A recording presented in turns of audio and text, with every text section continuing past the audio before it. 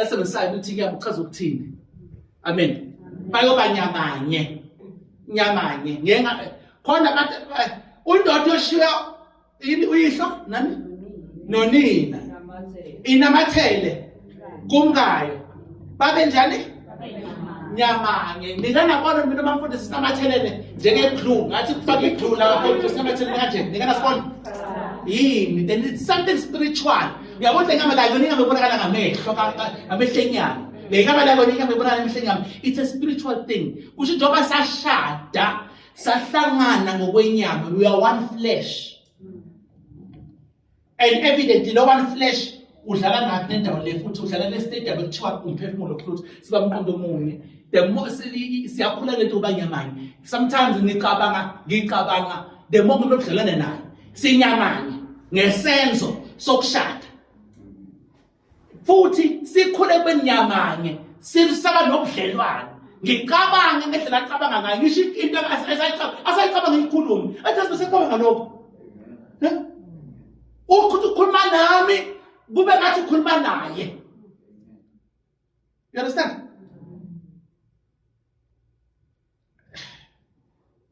Engindlela kuba nyamanye yini? Thank you. Friends, wayihlenga lapha. So ihlengile. Engindlela kuba nyamanye yini? Ucansi, sex. Chapter verse chapter 16. Uhlolisise ufunde slow because khona akushile verse 16 akushoyo Genesis 2:24 level lethu manje verse 3 manje engindlela obanyamanye ucansi iyahlupa ke lokho kungabanye amanye ngokocansi ngesenzo kungabe nyamanye ngesifungo then you have a problem. We have a dangerous soul tie. Findo lomphefumulo ngabanye amanye akusho ukuthi start together ngokwenyama. So yabo nyamanye lapha akhuluma ngenyama le yangithi yabo ukuthi usebenza ngani bathi kwamanye amavesi leligama lethi nyama sibenza ngendlela ehlukile yezwakala. So legal salvation sinomqondo kaKristu lokho esinako sinikeza uKristu kumoya wethu isithelo then kunaloko esisakholwa lokho ekwenza uKristu sisathola ulwazi knowledge number 1 bese siyakholwa masikholwa kuyasuka nokwenza uKristu kuyafika ngana kuyaqala kafeze ngempilo zethu ithembiso zakhe ayifezile zimile ziwuyebo no amen sinjalo yes yes no sekufeziwe amen because sekufeziwe kunjalo ziyebo nokunjalo then ke uze zibe iqiniso kuweke sekumele wena uyikholwe usebuzukholwa kwakho ukuthi ukhulume ngokusamthatha uthatha step. All right? Amen. You understand? Okay. So nomqondo kaSinayithona. So unamqondo kaKristu kumoya wakho.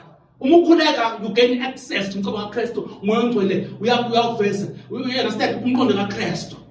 Njengoba umoya ongcwele umoya kaKristu. Uyakuvezela umqondo kaKristu kumphefumulo wakho. God shares imicabango yakhe nawe. Imicabango yakhe ingaphezulu kwangathi Isaiah 55. Imicabango yakhe ingaphezulu kweyethu. Mawenza izenzo zakhe ingaphezulu kwethu. Old Testament, old syllabus, it's been updated. You have the mind of Christ. If you will spend time with Christ, you will start to think like Christ. You must understand something. I indlela zakhe zingaphezulu kwezethu. Imicabango yakhe ingaphezulu kwethu. Akayifihlile imicabango yakhe, akayigodlile imicabango yakhe. Asuthi akayigodlile.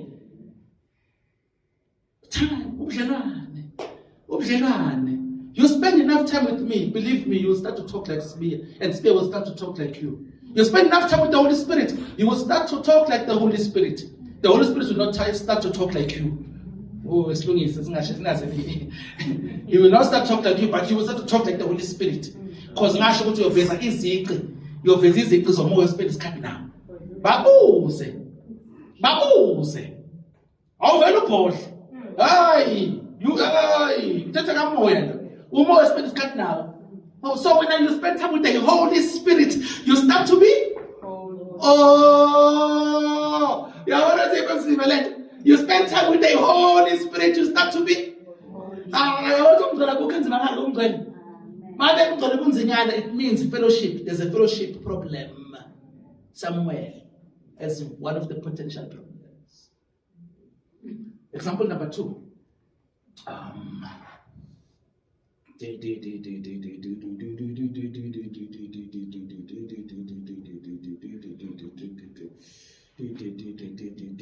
Petro, chapter 2, verse 24.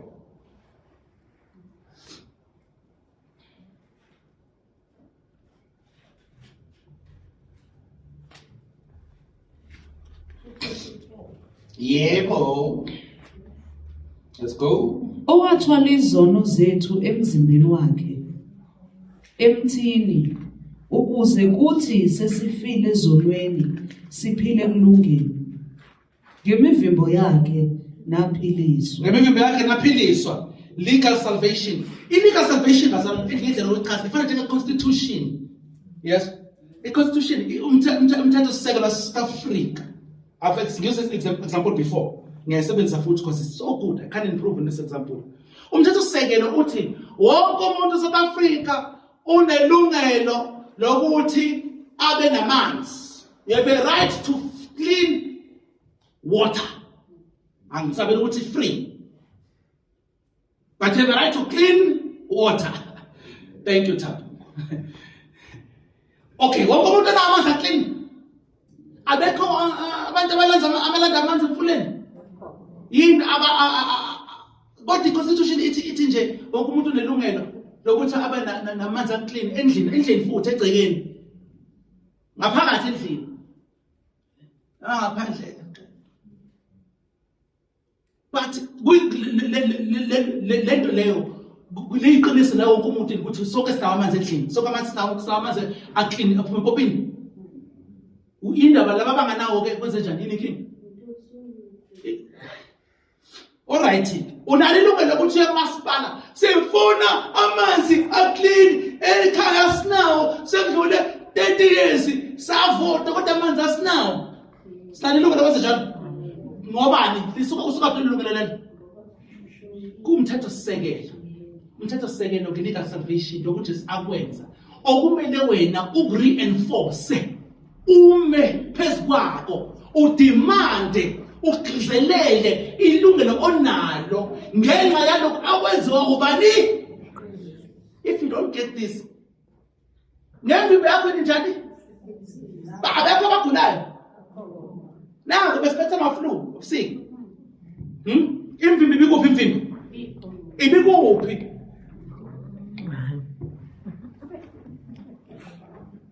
If you don't understand this, update in this. So according to the constitution, akumele ngabe siyagula. Kodwa ngoba asiyazi constitution, nama si enforce the constitution, asimpheze the constitution, siyagula. I-experience yethu ithi siyagula. Vital salvation. Awunale gunya wena phezu kwaSathane. Luka 10:19 binikeza amandla negunya namandla phezu konke oyinyoka nofezela akukho okuyonona. Melana noSathane khona zakunibalekela. Siyaphikisana lezi zinto. uSathane zakamqoba ukuthi sifambaneni. Unqoba bakho wanikeza ubani? Wanikeza bani? Yes. Khuluma ngoba phezulu yini kakhulu. Wanikeza bani unqoba kwakhe? Unikeze nini thina? Ekanganqobeli yena. Usathi uJesu bekade uthatha uSathane. Unqobela thina esingaphansi kwesandla saSathane. And then unqoba kwakhe wakunikeza bani? Thina. Wakubiza ngani wathi maphezulu bani? Kwabanqobi. Are you always victorious njengamanje? Yinda wayini idiscord kuphi bonakele kuphi bazalwane na legal essence uJesu okufeza uJesu then nalokuthi empilweni yethu senza njani. Sometimes noma sibiza ngama victors we get defeated, not because we don't know sibe defeated, but because we don't know something. Noma khona into esingayazi, khona into esingayenzi, khona into esingayimeli, asiphikeleli kuze kube sekugcineni. Legal salvation. Uthi uPawulo kuPaul phuza iwayini encane uphuze lisisi sakho. Oh. Wena uPaul uthi ngemvimbo yindaba Paul ungambeka izandla phile phela. Ngabe uthe ngemvimbo siphilisiwe. Wena ubeka abantu izandla baphile. No, kokuqala ziphuza iwine. Baphila isikhathi esinjani namanzi angcolile. Amanzi adala izifo. Or IBS, inflammatory bowel syndrome. Iziningi nje. You understand? So uthi no, rather phuza iwine for in uthi drink a little food. Angazi ku little ngakanani. Sesina-arguation nokunqabeka uthi little, no, mfundisi little is a class. A little mfundisi is 3/4, but sesina-arguation lapho. But uthi drink a little wine for ngenxa yesisi sakho. But 2025, akhona place ama-answer, relax. We've got you covered, you don't need a little wine. Even though the benefits lay isakhona wine. Lay ayikhona back in the day, but namaphilisi angakusotha out. Khululeka. Amen. Iyezwakala ngithi yeah ningaze ni okay. Asibele kwa Romans chapter 12 verse 2. Let's go there. I'm going to use one more example. Just start there on touch. Romans chapter 12 verse 2. Lingalingisi leli lizwe. Yeah. Kodwa niguqulwe isimo ngokwenziwa ibe yintsha ingqondo yenu ukuze nikwazi ukuhlolisisa okuyintando kaNkulunkulu okuhle okuthandekayo okuhle nokupheleleyo. Ni debate a little verse there begcineni, that is fine. Don't think it's really a debate ngihluphe, useless if you ask me. All right, let's verse 2. I'll open the foot. Ningalingisi leli lizwe kodwa niguqulwe isimo ngokwenziwa ibe yintsha ingqondo yenu ukuze nikwazi ukuhlolisisa okuyintando kaNkulunkulu. Iguqule ibe yintsha ingqondo yenu, iguqulwe leli gama lapho ngesingisi lithi okay ngaqala ngifunda verse lithi and be not conformed ukuthatha ishape yesitsha, conform abantu benza iplastic, abantu abasebenza ngensimbi abayishisayo bese bayimolda, conform no, that is shape. Okay, funda makhumana eqaleni, same pattern. Ningalingisi leli lizwe kodwa niguqulwe isimo ngokwenziwa ibe yintsha ingqondo yenu ukuze nikwazi ukuhlolisisa okuyintando kaNkulunkulu. Okay, ngicela ukuzokutshela ukuthi ngicela ukuzokutshela ukuthi sobabili. So conform chaza ukuthi same pattern, ukusika ipattern. You understand? Ukusika ini? Pattern, conform no, okay? All right. Qhubeka makhumana. Okay. And be not conformed to this world. Lo world ubani? U-Aeon. Angibone ukuthi manje ngifuna ukubona ukuthi bani abantu abalalela ngempela ke. Yeah, already yabona ukuthi Asia already uyazi ukuthi ngiyakukhumbula. Ulo world u-Aeon. Ngathini? Ngasiphinde Sunday isonto lonke. Angazi bese khona umncwabi. Hayi bengafika umncwabi. Bengafika. Ngachaza ukuthi masikhuluma eBhayibhelini ningathandi lelizwe. Cosmos. Khona uCosmos no-Aeon wabalamlela umncwabi. Abalamlela umncwabi. Izwe. Khona uCosmos. Izwe leli. Kukuladalini nako phakathi kulo nako kasikezona njengesipho. You understand? Okungaba gcine kuyigcine kuyisithixo. You understand? Khona isinikeze sona kusibe isibusiso but kusiyisithixo. Lithi iBhayibheli for example, because let you understand ukuthi amagama amabili original language asho thola ni i-concordance, download the app, even though King James ngazi isigisi esizini, but yona kuphela i-Bible version or translation okwazi ukuthola i-concordance la bakunikeza khona ukuthi igama ku-original language lithi, yabo khona uzokwazi ke lapho uzokusiza ke, because uma ngithi ningalithandi izwe 1 John 2:15 bese lithi ke oseshadile akanako uNkulunkulu kodwa unakakwezwe uthanakele umyeni wakhe ajabulise umyeni wakhe unkosikazi wakhe nakakwezwe useshadile pho shadelana ngoba kubethiwa phela singathandi izwe kodwa nawe abashadile banakakwezwe.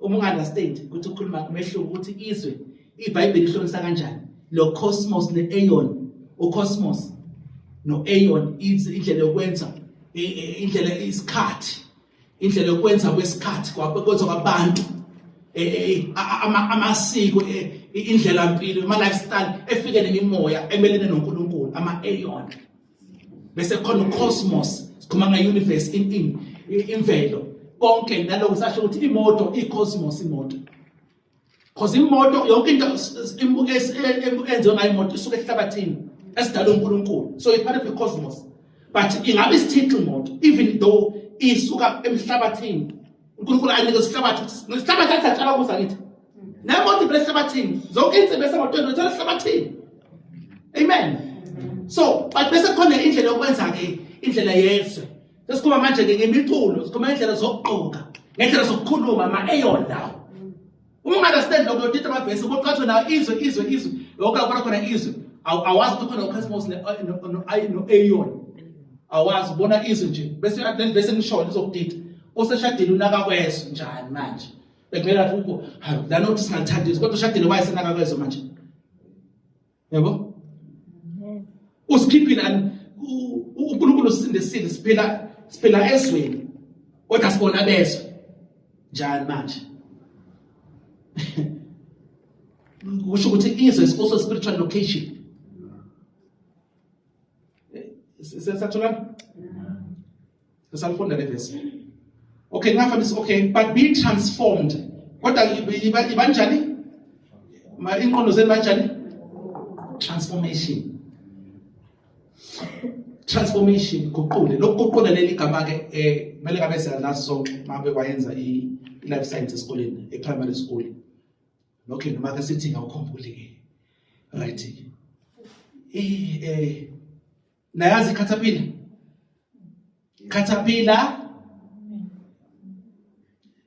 yini caterpillar ngesiZulu abasenzile izulu sikho caterpillar lihamba kanje yini i-butterfly nayazi butterfly isuka i-butterfly caterpillar yini process i-caterpillar kumele indlela kuyo ukuze i-butterfly ibizwa ngani tipos process by which a caterpillar is transformed into a worm ibizwa ngani problem for the family science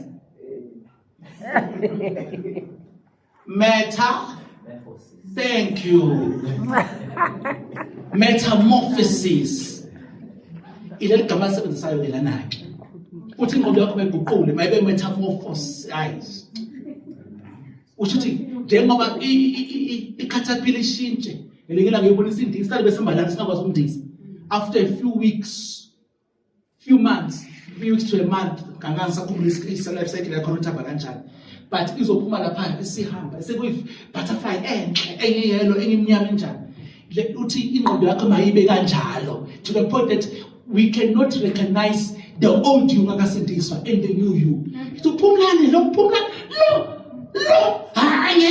hayi basaphingeke because ube metamorpha kuphi emphefumulweni umphefumulo waveza amaqiniso athize kamoya ebelolaka wamanje senothula unesineke unothando umsebenzi kaKristu ufezekile emphefumulweni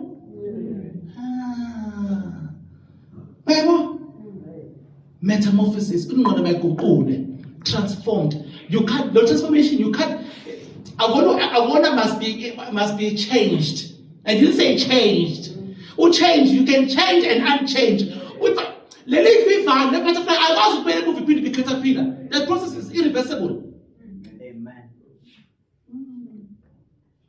amen mina isize ngempela ayisize ngempela we need to be transformed ingqondo now okay sasela i-transformation yahlupha ingxenye okay maybe let's sasela okay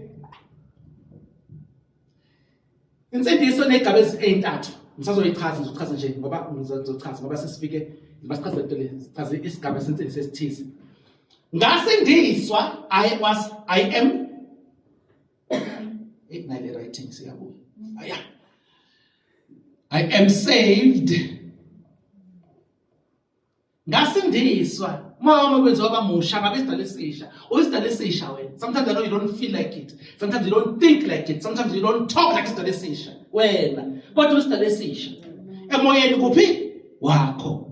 Ngasindiswa, ngisasindiswa, I am being saved, I am saved, ngisindisiwe, ngisasindiswa, I am being saved, I am being saved, being saved. Insindiso yani yomphefumulo.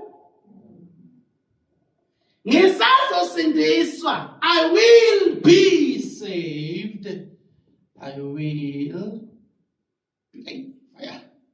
be saved. Insindiso yomzimba.